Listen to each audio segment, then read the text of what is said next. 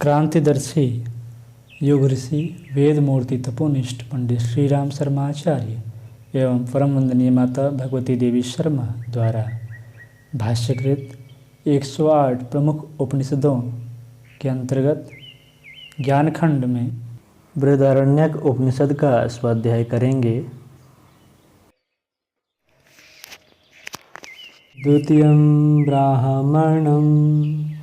द्वितीय ब्राह्मण के प्रथम मंत्र में उपनिषद के ऋषि लिखते हैं, आरुणि का पुत्र श्वेतकेतु पांचालों की सभा में पहुंचकर सेवकों द्वारा परिचर्या कराते हुए जीवल के पुत्र प्रवाहन के समीप आया। श्वेतकेतु को देखकर प्रवाहन ने ओ कुमार कहते हुए बुलाया। वह बोला, भो अर्थात क्या है? प्रवाहन ने प्रश्न किया, क्या तुम्हारे पिता ने तुम्हें शिक्षा दी है? श्वेतकेतु ने कहा, हाँ। दूसरे मंत्र में उपनिषद के ऋषि लिखते हैं, प्रवाहन ने पूछा, प्रजा अर्थात जीवात्मा शरीर को त्यागने के पश्चात भिन्न भिन्न मार्गों से गमन करती है, क्या तुम यह जानते हो? श्वेतकेतु ने उत्तर दिया, नहीं। राजा ने पुनः प्रश्न किया, वह पुनः इस लोक में आती है तो क्या यह तुम्हें ज्ञात है? श्वेतकेतु ने फिर कहा, नहीं। राजा ने फिर प्रश्न किया, इस तरह असंख्यों मरकर गए हुए प्राणियों के गमन करने से वह लोक भरता क्यों नहीं? उसने उत्तर दिया, नहीं जानता। राजा ने फिर पूछा, कौन सी आहुति प्रदान करने से आपह तत्व ही प्राणी रूप में होकर उठने एवं बोलने में समर्थ हो जाता है? उसने उत्तर दिया, नहीं जानता। प्रश्न पूछा गया, देवयान मार्ग का कर्म रूपी साधन अथवा पितृयान का कर्म रूपी साधन कैसे प्राप्त होता है? क्या तुमने ऋषियों की यह वाणी सुनी है कि पितरों एवं देवताओं के इस प्रकार के दो मार्ग हैं? ये दोनों मार्ग मनुष्य से संबंध रखने वाले हैं। इन दोनों मार्गों से गमन करने वाला जगत ठीक प्रकार से गमन करता है। साथ ही ये मार्ग पिता और माता अर्थात द्युलोक और पृथ्वीलोक के मध्य में है। ऐसा सुनने के पश्चात श्वेतकेतु ने कहा, मैं इनमें से एक भी प्रश्न का उत्तर नहीं जानता। तीसरे मंत्र में उपनिषद के ऋषि लिखते हैं, इसके पश्चात राजा ने श्वेतकेतु से रुकने के लिए निवेदन किया, लेकिन वह कुमार राजा के द्वारा की गई प्रार्थना की उपेक्षा करके चला गया। वह कुमार अपने पिता के समक्ष आकर बोला, आपने यह कहा था कि तुझे सभी विषयों की शिक्षा दे दी गई। ऐसा सुनकर श्वेतकेतु के पिता ने कहा, हे श्रेष्ठ बुद्धि वाले, क्या हुआ? कुमार ने कहा, उस राजा ने मुझसे 5 प्रकार के प्रश्न पूछे थे, किंतु मैं उनमें से एक का भी उत्तर नहीं दे सका। पिता ने पूछा, वे कौन से प्रश्न थे? पुत्र ने, ये थे। इस प्रकार कहते हुए उन सभी प्रश्नों के प्रारूप बता दिए।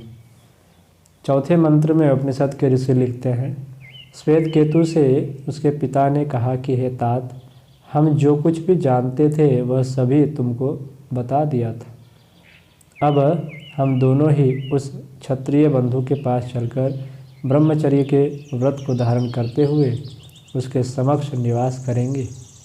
पुत्र ने कहा, आप ही उनके पास जाएं। ऐसा सुनकर वह गौतम अर्थात श्वेतकेतु के पिता जहाँ जयवली प्रवाहन का कक्ष था वहाँ पहुँचे। उसके लिए आसन प्रदान करते हुए राजा ने सेवकों से जल मंगाकर अर्घ्य समर्पित किया। तत्पश्चात बोले, मैं पूज्य गौतम को वर प्रदान करता हूँ, अर्थात आपका प्रयोजन पूर्ण करने के लिए तत्पर हूँ। 5वें मंत्र में उपनिषद के ऋषि लिखते हैं, उस श्वेतकेतु के पिता ने कहा, हे राजन, आपने वर प्रदान करने के लिए प्रतिज्ञा की है। उसके अनुसार मैं कहता हूँ कि कुमार श्वेतकेतु से जो प्रश्न किए थे वही प्रश्न आप मुझसे पूछने की कृपा करें। 6वें मंत्र में उपनिषद के ऋषि लिखते हैं, राजा प्रवाहन ने कहा, हे गौतम, वह वर तो देवताओं के श्रेष्ठ वरों में से है, इसलिए आप मनुष्यों से संबंधित वरों में से कोई भी वर मांग लो। 7वें मंत्र में उपनिषद के ऋषि लिखते हैं, गौतम ने कहा, आपको मालूम है कि मेरे पास तो वह सभी कुछ है, जैसे स्वर्ण, गौ, अश्व, परिचारिकाएँ, परिवार एवं वस्त्राभूषण आदि।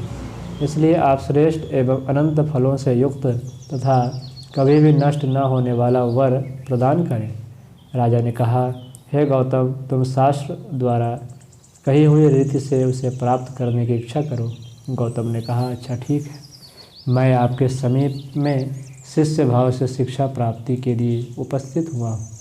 पूर्व काल में ब्राह्मण वाणी से ही क्षत्रिय आदि के पास उपस्थित होते थे। इस प्रकार गौतम भी कथन मात्र करके उस गुरु के समीप शिष्य भाव से रहने लगे।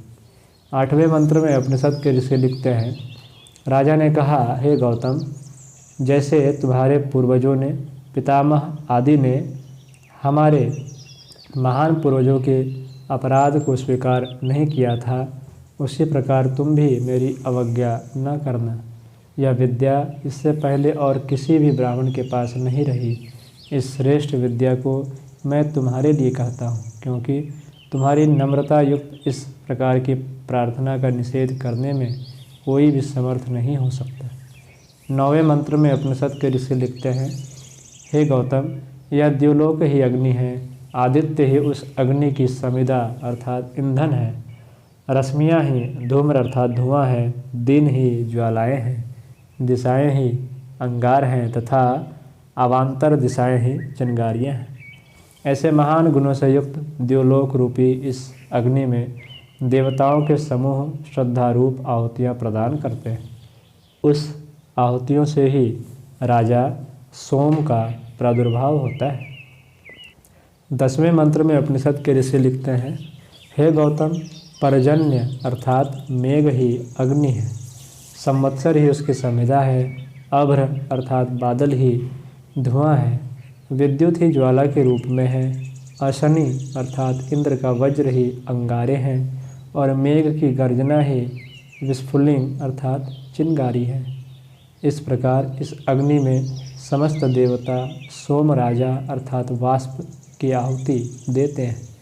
इस आहुति से ही वर्षा होती है। 11वें मंत्र में उपनिषद के ऋषि लिखते हैं, हे गौतम, यह लोक ही अग्नि है, इस अग्नि की समिधा पृथ्वी है, अग्नि धूम्र है, रात्रि ज्वाला है, चंद्रमा अंगार एवं नक्षत्र ही चिंगारियाँ हैं। इस दिव्य अग्नि में देवगण वर्षा की आहुतियाँ प्रदान करते हैं। उन आहुतियों से ही श्रेष्ठ अन्न का प्रादुर्भाव होता है।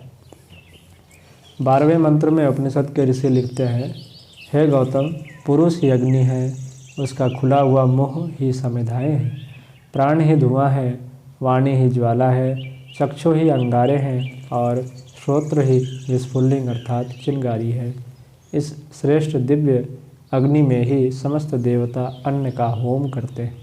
उस अन्न की आहुति से ही रेतस अर्थात वीर्य प्रकट होता है।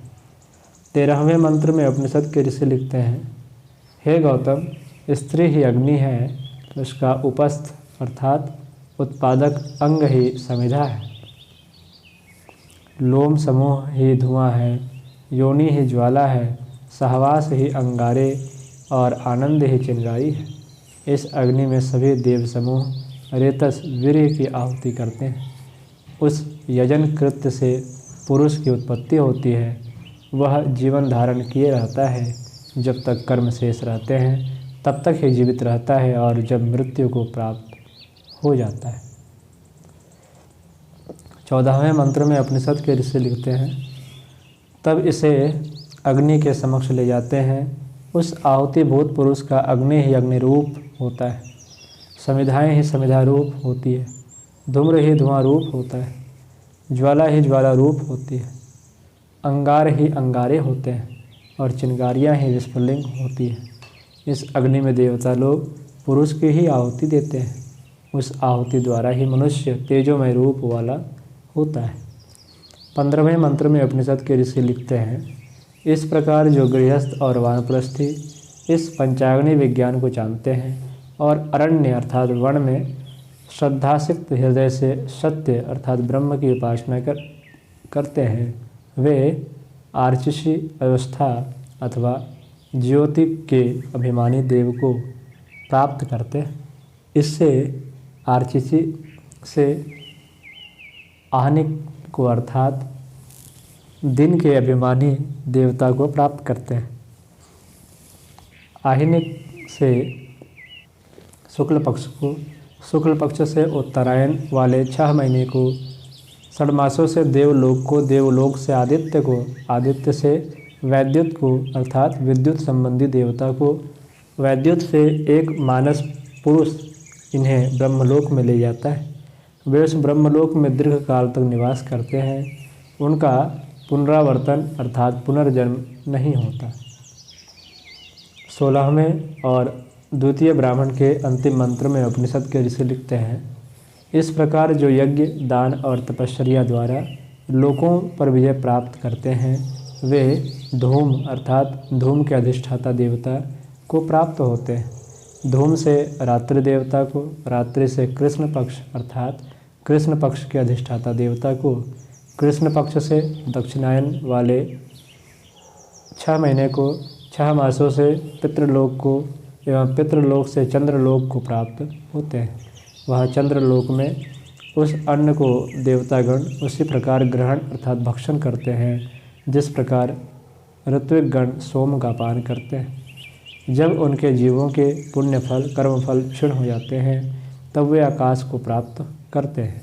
आकाश से वायु को, वायु से वृष्टि को, वृष्टि से पृथ्वी को अन्न रूप में प्राप्त होते हैं। तत्पश्चात पुरुष रूपी अग्नि में उन अन्नों की आहुति दी जाती है जिसके द्वारा वे लोकों के उत्थान करता होकर स्त्री रूप अग्नि में प्रकट होते हैं। इस प्रकार विभिन्न लोकों में बार बार प्राप्त करते हुए ये जीव घूमते ही रहते हैं, किंतु जो इन दोनों उत्तर दक्षिण मार्गों को नहीं जानते वे कीट पतंग और दंतशूक अर्थात मच्छर आदि होते हैं। आज की कक्षा में इतना ही। अगली चर्चा हम लोग अगली कक्षाओं में करेंगे। ओम।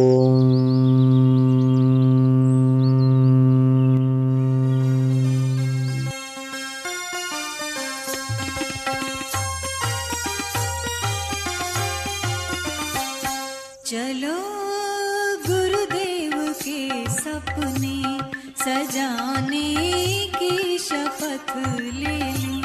चलो गुरुदेव के सपने सजाने